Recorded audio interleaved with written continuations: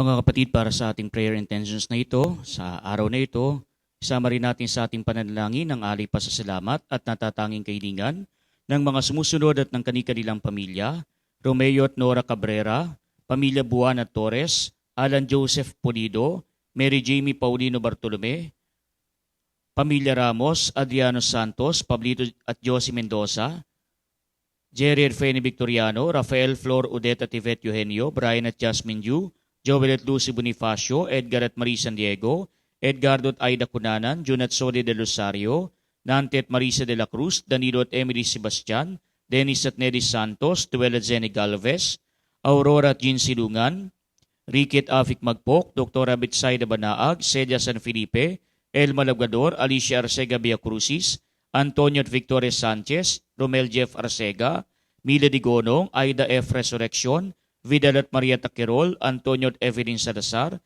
Seri, Celine Dominic Nicolas, Cesar at Lolita Nicolas, pamilya Riano, Litunwat Banquisco, Michelle Esteban, Edwin at Aida Gumapas, Bishop Dennis Villarojo, Reverend Father Opido Peng Sulit, Janet E. Pascual at hindi ng EDB Community, para sa kaligtasan ng mga sumusunod at ng kanilang pamilya, mga kasapi ng Knights of Columbus Holy Child Council, 6737 ng Bustos at ng Catholic Women's League ng Lawa May Kawayan, mga barangay health workers at midwife ng barangay Kambaog Bustos, lahat ng mga magulang, guro at mag-aaral lalo na sa panahon na ito ng pandemya, Matt Junel H. Bailon, Mary Joy C. Santos, Maria Lourdes Ong, Jodith Diana Marfil, Dina Saavedra, Victor Divina MC, Camila Lazaro Aquino, Pining Villanueva, Nick at Evelyn Riliera, Arman at Amy Isma, Emelita de la Cruz, Jen Tamani, Dr. Marat Marie Tolentino, June at Doris Pillahera, Bernard at Eden de Guzman,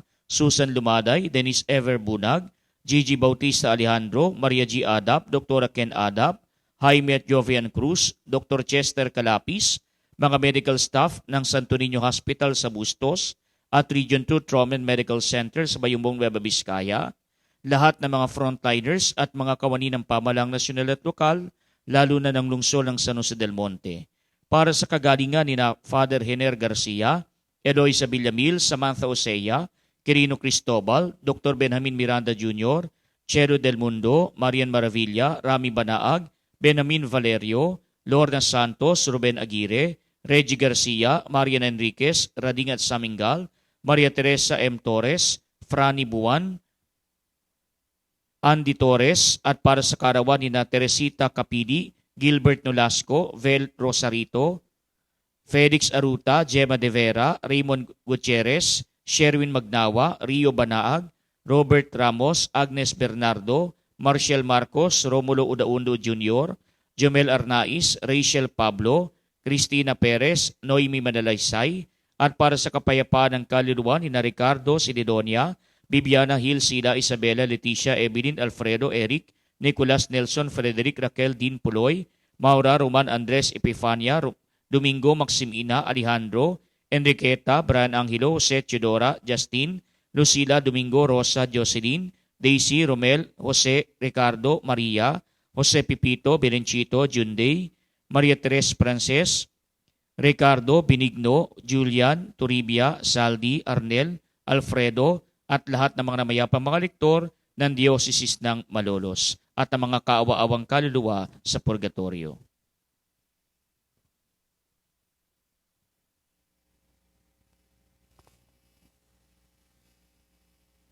Ang salita ng Diyos mula sa sulat ni Apostol San Pablo sa mga taga-Efeso. Mga kapatid, maging mabait kayo at maawain sa isa't isa at magpatawaran tulad ng pagpapatawad sa inyo ng Diyos sa pamamagitan ni Kristo. Yamang kayo'y mga anak na minamahal ng Diyos, tularan niyo siya, mamuhay kayong puspos ng pag-ibig tulad ni Kristo. Dahil sa pag-ibig sa atin, inihandog niya ang kanyang buhay bilang mahalimuyak na hain ng Diyos.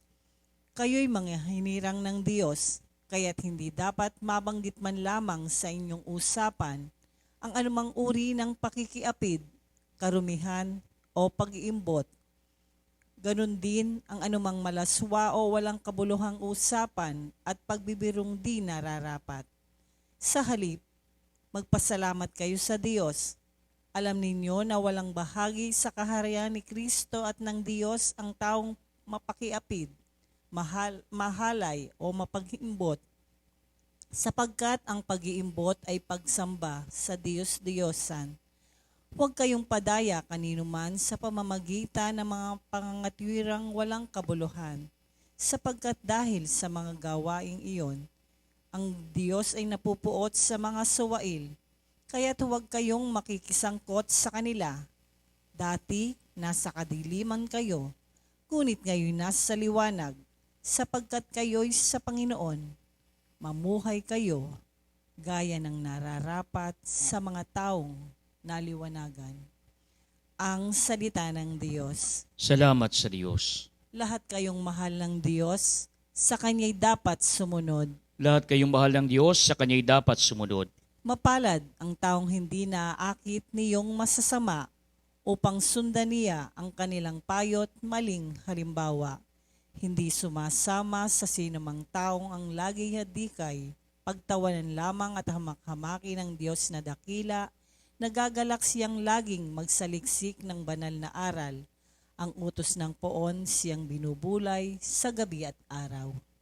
Lahat kayong mahal ng Diyos, sa Kanya'y dapat sumunod. Ang kadulad niya'y isang punong kahoy sa tabing batisan, sariwa ang dahot, laging namumunga sa kapanahunan, at anumang gawin ay nakatitiyak na magtatagumpay.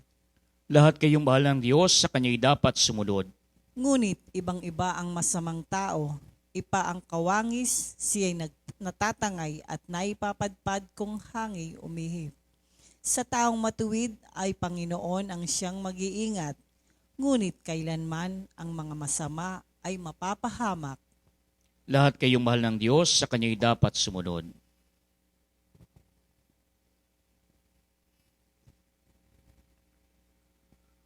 Sumainyo ang Panginoon. At sumayo rin. Ang mabuting balita ng Panginoon ayon kay San Lucas. Papuri sa iyo, Panginoon. Noong panahong iyon, si Jesus ay nagtuturo sa isang sinagoga sa araw ng pamamahinga. May isang babae roon na 18 taon nang may karamdaman, gawa ng masamang espiritong nasa kaniya. Siya'y hukot na hukot at hindi na makaunat. Nang makita ni Jesus ang babae, tinawag niya ito at sinabi, "Magaling ka na sa iyong karamdaman."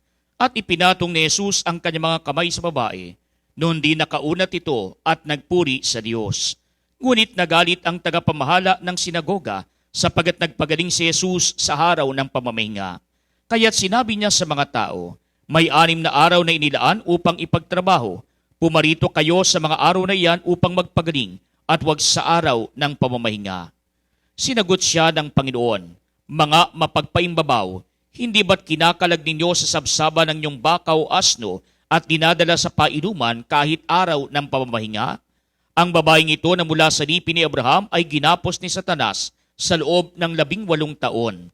Hindi ba dapat na siya'y kalagan kahit na araw ng pamamahinga?"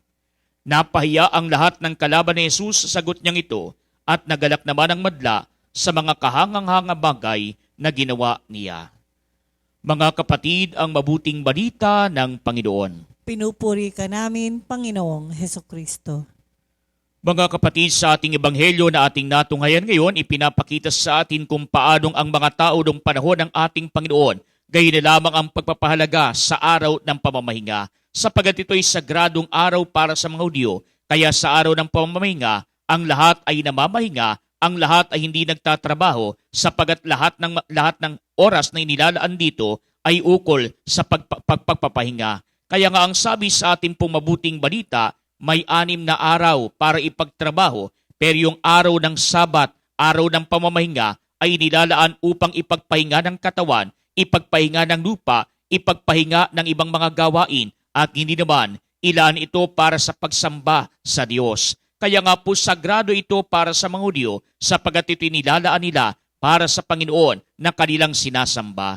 Kaya naman wala namang masama doon sa kanilang pagsasabuhay ng araw ng pamamahinga. Subalit mga kapatid, kuminsan nagkakaroon ng hidwaan kapag sa araw ng pamamahinga ang ating Panginoon ay gumagawa ng himala, gumagawa ng kabutihan. Kaya kagaya ng ating natunghayan sa ating mabuting balita, si Jesus ay nagpagaling ng isang babaeng hukot, 18 taon na siya'y pinahihirapan ng kanyang karamdaman na ito. At sa araw ng pamamahinga, pinagaling siya ng ating Panginoon. Sa isang salita lamang, nawala ang karamdaman ng babae na ito. Sa isang salita lamang, nagkaroon ng katuparan ang kanyang malaunang pangarap na maiunat ang kanyang likod. Kaya nga po ang kanyang pagkahukot sa isang sandali lamang ay napagaling ng ating Panginoon. Kaya napakalaking himala, kaya nga kahanga-hanga ang ginawa ng ating Panginoon. Sapagat siya'y makapangyarihan sa lahat, kaya nga nagagawa niya ang tinabaga imposible.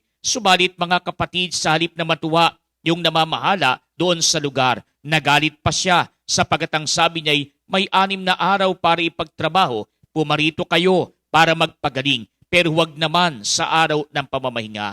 Subalit mga kapatid, sa ating pong banal na kasulatan, sinasabi sa atin, sagrado man ang araw ng pamamahinga, pero wala namang binabanggit na hindi dapat gumawa ng mabuti sa araw ng pamamahinga, sapagat si Jesus ay gumagawa ng ayon sa kabutihan, ng ayon sa nararapat. Kaya nga po inihambing ng ating Panginoon ang kanyang paggawa ng kabutihan doon sa mga hayop na iniaahon mula sa sabsaban, o kaya naman ay doon sa paniniwala ng mga Hudyo na kapag araw ng pamamahinga, lahat ay nagpapahinga, hindi nagtatrabaho. Pero kung sakasakali na yung kanilang hayop, yung kanilang asno, o kung anuman ang kanilang hayop ay mahulog sa balon, mahulog doon sa sapa, o mahulog sa kung saan man, ang ginagawa ng mga Hudyo, iniaahon nila ang kanilang mga asno, iniaahon nila ang kanilang mga hayop mula sa tiyak na kapahamakan o kaya naman ay pagkalunod.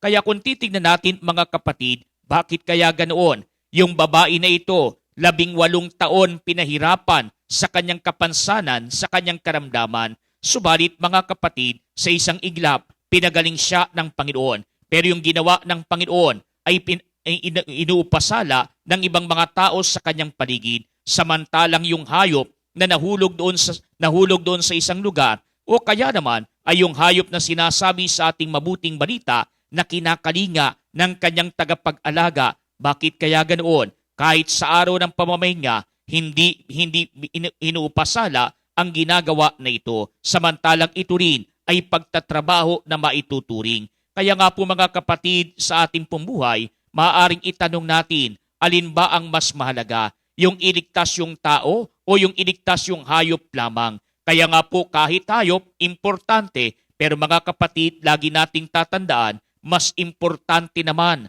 ang tao kaysa hayop. Kaya kung tayo kumakalinga sa isang hayop, how much more na dapat tayong kumalinga sa ating kapwa na tao. At ito ang ginawa ng ating Panginoon. Kinalinga niya ang kanyang kapwa na noon ay nangangailangan. Isipin na lamang natin, 18 taon na siya nagdadala ng karamdaman o kapansanan na ito. Pinahirapan siya ng gusto at ngayon nakita niya ang ating Panginoon. Nakita siya ng ating Panginoon at nagkaroon siya ng kaget na kagalingan nang dahil sa biyaya na ipinagkaloob sa kanya ng ating Panginoon. Ang biyaya ng kagalingan, ang biyaya na palakasin ang kanyang pananampalataya sa pamamagitan ng ginawa na ito ng Panginoon.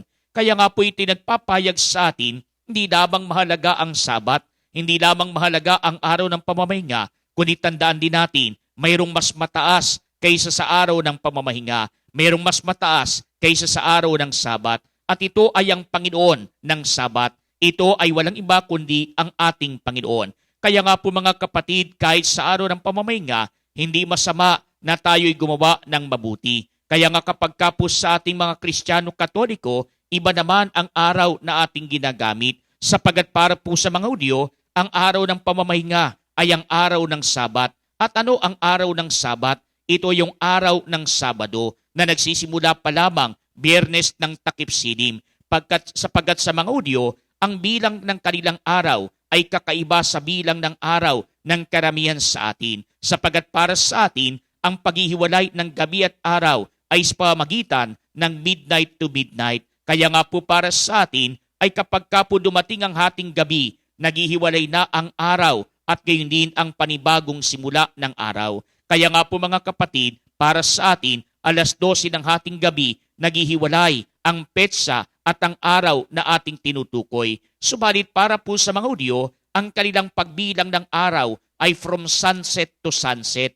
Kaya po kapag halimbawa, mga bandang 4:00 ng hapon, nagsisimula ng lumubog ang araw, para sa kanila, ibang araw na iyon. Kaya nga yung Biyernes ng hapon, ng mga bandang 4:00, kapag nagsisimula na lumubog ang araw, ito ay araw na ng Sabado para sa kanila. Kaya Biyernes pa lang ng hapon, sinisimulan na nila ang panalangin para sa Sabat. Kaya nga po nagtatagal ito hanggang Sabado ng hapon, sapagat para sa kanila, ang Sabado ng hapon ay panibagong araw na naman. Ito naman ay araw na ng Linggo. Subalit mga kapatid, para sa ating mga Kristiyano Katoliko, ang araw naman sa atin na mahalaga ay ang araw ng Linggo, sapagat ito ang unang araw ng paglikha ng ating Panginoon. Ito rin ang araw ng pagbangon ng ating Panginoon mula sa kamatayan nung siya'y muling mabuhay. Kaya nga po ang bawat pagdiriwang natin ng misa tuwing araw ng Linggo ay pagdiriwang din natin ng pagsalamin sa muling pagkabuhay ng ating Panginoon. Subalit mga kapatid, para sa ating mga Kristiyano Katoliko, ang bawat dakilang kapistahan mas mahaba kaysa sa regular na araw natin, sapagkat ang ginagamit natin dito ay luni-solar. At ano pong ibig sabihin? Kaya yung iba siguro marahil nagtataka, bakit po pag-araw ng Sabado, mga bandang 4:00, ang pinagdiriwang nating misa ay hindi na misa na pang Sabado lamang, kundi misang panglinggo, sapagat sinusunod natin yung naging kasanayan ng mga Hudyo kapag kapudakilang kapistahan. Ang pagkakaiba lamang, hindi natatapos sa linggo ng hapon ang ating pagdiriwang ng araw ng Panginoon, kundi ito'y nagpapatuloy pa hanggang sa mga sumusunod na oras.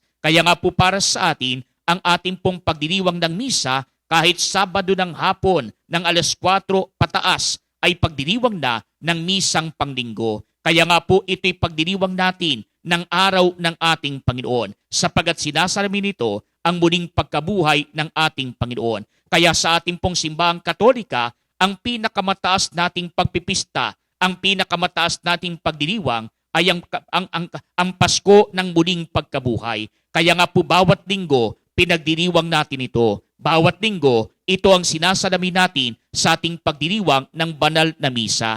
Kaya nga po kahit araw ng linggo, kapag kinakailangan, hindi masama na tayo gumawa ng mabuti para sa ating kapwa, sapagat itong pinakita sa atin ng ating Panginoon na kahit araw ng Sabat, araw ng pamamahinga ng mga Hudyo, si Jesus ay gumawa pa rin ng kabutihan para sa kanyang kapwa. Kaya nga po mga kapatid, kapag po araw ng linggo, makikita po natin yung pong iba walang trabaho sapagkat day off mula sa kanilang trabaho. Kaya nga po ito yung araw ng kanilang pamamalagi sa kanilang pamilya. Pero mga kapatid, kapag po halimbawa may gawain sa ating pong parokya, may gawain sa ating simbahan, hindi naman masama na tayo rin ay mag-serve kung tayo ay kasama doon sa pulutong ng mga servers. Kaya nga po hindi masama yung ating pag-aali ng panahon para sa ating Panginoon, sapagat ito naman talaga ang para sa Kanya. Ito naman talaga ang araw na inilalaan natin